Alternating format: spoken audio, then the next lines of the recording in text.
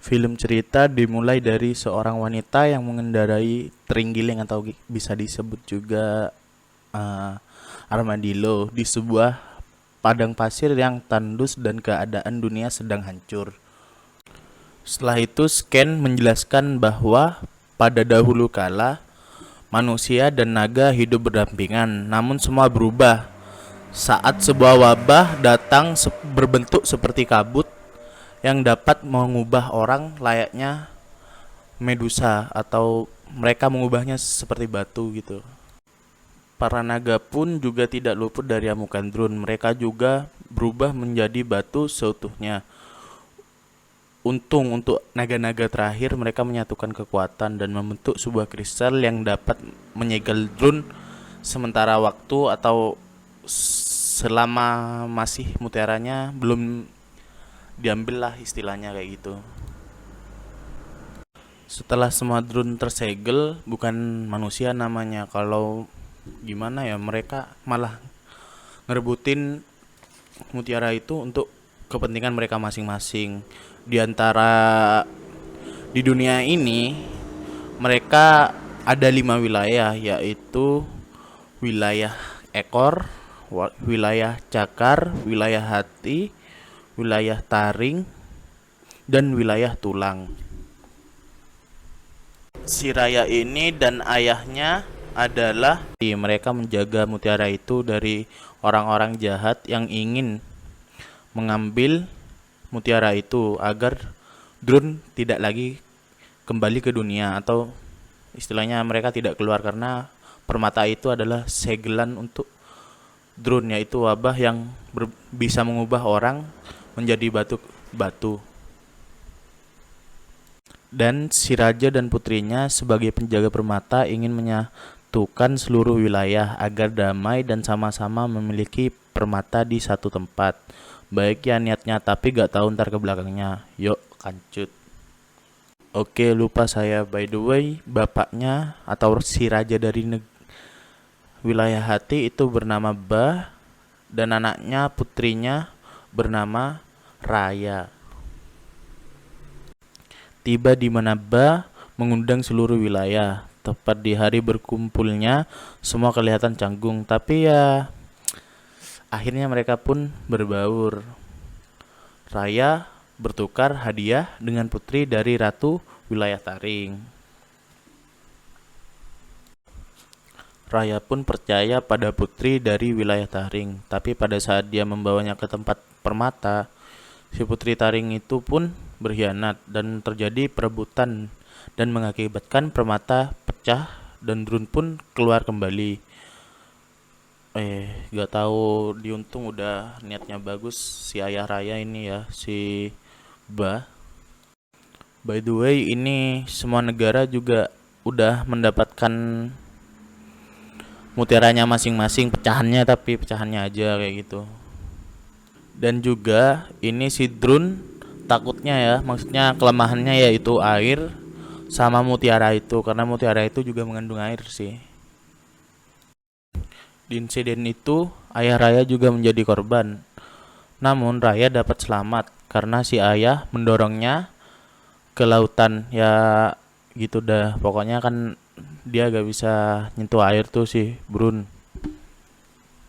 Kita berlanjut kembali ke masa utama atau yang terjadi di timeline ini. Jadi yang di awal tadi itu yang mengendarai armadillo atau terenggiling itu adalah si Raya. Penuh kepercaya dirian, Raya akhirnya dapat membangkitkan si naga kembali. Tapi setelah itu Skin berpindah kepada putri yang tadi bertukar hadiah dengan si Raya. Ternyata dia udah gede nih, soalnya kan timeline yang sekarang itu 6 tahun setelah kejadian di mana ayah si Raya itu menjadi batu gitu. Dan Ratu Sitaring pun mengejar Maya. Belum sempat bertemu, si Raya menuju ke permata pertama yang ada di wilayah ekor. Setelah sampai, Maya dapat mengambil permatanya dan si naga bisa berubah jadi manusia. Katanya itu sihir dari saudaranya. Namun si putri Taring datang dan jegat Maya kayak begel gitu dah. Tapi akhirnya Maya berhasil lari dengan naga yang dapat berubah menjadi manusia sekarang. Saat pelarian, Maya bertemu dengan Kapten Brown di kapal kecil. Dia hanyalah anak kecil yang menjadi kapten karena ibu dan orang tuanya juga menjadi batu karena si ulah drone ini. Namun sifat cekatan dari anak kecil ini pun dapat membuat si Raya kabur dari Putri Cakar itu, dan si Naga pun membantunya dengan cara mendorong kapal dari bawah menggunakan ekornya. Setelah selamat dari kejaran si Putri Taring, mereka akhirnya menuju ke wilayah Cakar, yaitu wilayah yang rumah-rumahnya itu ada di atas air. Karena tahu sendiri kalau drone itu takut akan air. Setelah sampai di wilayah Cakar, mereka berniat untuk mengambil dari raja wilayah Cakar. Sementara naga menunggu di kapal dan Maya yang berangkat. By the way nih, naganya namanya itu Sisu ya. Sisu, kalau Susi itu mah mbak saya.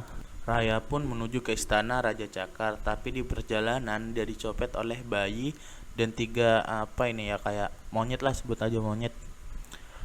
Dan mereka pun kejar-kejaran terjadi, dan akhirnya si bocah CS ini ya sama si monyet itu pun tertangkap, dan Maya menawarkan uang halal tanpa menyopet nih, dengan menyuruh mengalihkan perhatian si penjaga agar Maya dapat menyelinap dan memasuki ruangan si raja. Setelah itu Raya pun berhasil memasuki ruangan si raja, namun si raja sudah jadi batu nih, ternyata udah kena sama si drone itu. Dan ternyata sekarang yang memimpin adalah ratunya sih monyil ini walaupun monyil tapi kejam ya bro ratunya. Nah, si ratu ini ternyata sudah menemukan si naga dan meminta untuk menyerahkan permatanya, padahal permata itu ada di tangannya si Raya ya. Dia memasukkan naga itu ke dalam ruangan yang dipenuhi oleh drone. Namun belum sempat menjadi batu, naga itu pun ditolong oleh si Raya. Dengan penuh perjuangan yang kedua kalinya, Raya pun dapat lari dari kejaran si ratu dan juga mendapatkan permata pecahan dari tangan si ratu. Setelah sampai di perahu, ternyata si bocil CS itu dengan monyet-monyetnya ingin ikut Raya karena dia juga yatim piatu ya di wilayah Cakar itu. Setelah berhasil lari dari si ratu dan mendapatkan permatanya, si Raya pun tujuan selanjutnya menuju ke wilayah Tulang yang bersalju. Setelah sampai di daerah Tulang, Sisu atau Sinaga, kita panggil Sisu aja ya biar gak bingung itu. Si Sisu pun langsung berlari dan terkena perangkap. Saat sadar, ternyata yang menangkapnya adalah pria besar dan kekar bernama Tong. Ini di wilayah Tong semua sudah menjadi batu. Saat mereka mencurahkan isi hatinya, Tong dan Maya berteman. Ternyata putri dari kerajaan Taring itu mengikuti Maya hingga sampai di wilayah Tulang. Akhirnya Raya memutuskan untuk bertarung dengan Putri Taring untuk mengulur waktu agar yang lain dapat kabur, namun Raya kalah dan hendak dipukuli. Si naga pun atau Sisu berubah dan membuat si Taring itu atau si Putri Taring itu takut, dan akhirnya pun mereka dapat lari dari kejaran Putri Taring itu. Lanjut, saat perjalanan si Tong merasa simpati dengan si Raya. Akhirnya si Tong pun memberikan permatanya cuma-cuma untuk si Raya. Perjalanan berlanjut ke yang paling berbahaya nih, yaitu wilayah dari Putri yang dari tadi ngejar terus ini, dari negara atau wilayah Taring. Saat dalam perjalanan, rencana pun dibuat, masing-masing memberikan rencana yang tepat, dan rencana yang dipilih oleh Raya adalah rencana dari Sinaga atau Sisu, yaitu rencananya berbaikan dengan Putri Bregendes karena sang naga dapat meyakinkan Maya, tapi bakal sulit buat Maya maafin atau gimana ya, berteman lagi sama si putri dari kerajaan Taring ini atau Putri Bregendes ini ya. Soalnya kan tahu sendiri ayah Maya aja berubah jadi batu karena ini anak ya, karena si Putri Bragendes ini. Lanjut, rencana pun dijalankan. Bayi CS sama 3 monyet itu memberi Putri Bragendes itu surat dan akhirnya Maya dan Putri bertemu. Setelah bertemu, si Putri Bragendes itu pun menyerahkan permatanya kepada Raya. Namun itu hanya sebuah jebakan untuk memancing si naga keluar. Setelah naga keluar, si Putri brengsek itu pun mengarahkan anak panahnya kepada si naga dan akhirnya naga pun tertembak oleh anak panah dan mati tenggelam di laut. Dengan matinya si naga, air di seluruh dunia pun mengering. Dan tahulah kalau airnya mengering, si drone itu dapat menyerang orang dengan sesuka hatinya karena air di seluruh dunia sudah tidak ada ya, atau kering, lebih tepatnya menghilang. Si drone pun melakukan serangan ke wilayah Taring. Tidak hanya di daerah wilayah Taring, tapi di seluruh dunia air mengering dan menyebabkan kehancuran di mana-mana. Di tengah-tengah kehancuran itu, si Raya pun berduel dengan si Putri Bragendes itu ya. Namun Raya pun dapat mengalahkan Tuan Putri itu. Saat hendak menebas Putri Bragendes itu, Raya mengingat kata-kata naga yang harus berdamai dengan dia. Akhirnya Maya berlari dan membantu rakyat Taring untuk selamat dari wabah. Dan Putri Bragendes itu akhirnya membantu Raya untuk menyelamatkan rakyat wilayah Taring. Di saat semua terpojok, mereka semua pun bersiasat untuk bersatu dan memaafkan, mempercayakan satu sama lain. Raya pun memaafkan dan mempercayakan Mutiara ke Putri brengsek itu. Dan Raya pun akhirnya juga menjadi batu. Satu persatu kawan akhirnya menyerahkan permata dan menjadi batu. Tinggal Putri brengsek ini yang akhirnya menyatukan batunya. Namun si Putri brengsek ini akhirnya juga menjadi batu karena kekuatan dari mutiaranya sudah pudar dan habis.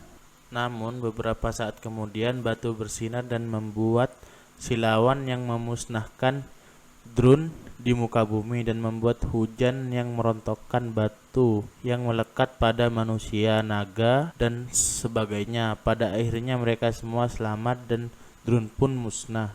Kawan-kawan Raya juga kembali pada keluarganya satu persatu karena mereka sudah hidup lagi ya, karena sudah tidak menjadi batu lagi. Dan Raya bertemu ayahnya juga. Setelah itu Raya pun mengabulkan cita-cita ayahnya, yaitu menyatukan seluruh umat manusia dalam satu tempat agar mereka hidup bersama dan hidup bahagia. Yang dipilih tempatnya adalah tempat di hati karena di sana adalah tempat yang paling makmur dan mereka pun hidup bahagia selamanya.